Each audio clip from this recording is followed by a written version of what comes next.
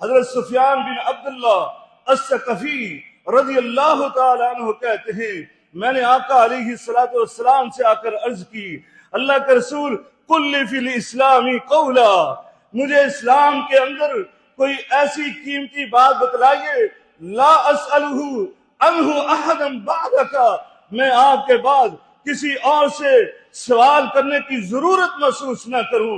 میرے آقا علیہ الصلوۃ والسلام نے فرمایا قل فی الاسلام، فرمایا سنو تم نے مجھے یہ کہا کہ اسلام کی کوئی ایسی بات بتلا دوں کہ میرے بعد تمہیں اسلام کے بارے میں کسی سے سوال کرنے کی ضرورت نہ رہے۔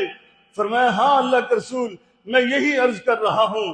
تو میرے آقا علیہ الصلوۃ والسلام نے فرمایا قل آمنت باللہ، پہلی وصیت سن لو، تم یہ کہو میں اللہ پر ایمان لے آیا۔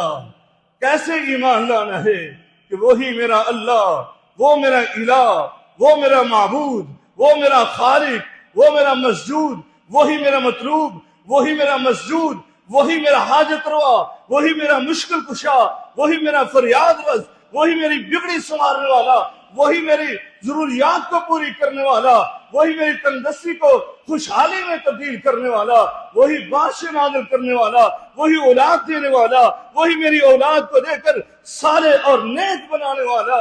اللہ اکبر، آمنت باللہ، تم نے اس انداز سے اللہ پر ایمان لانا ہے۔ فرمایا اس کے بعد ثم استقم، پھر اسی عقیدے پر اپنی پوری زندگی گزار دینا ہے۔ اللہ اکبر۔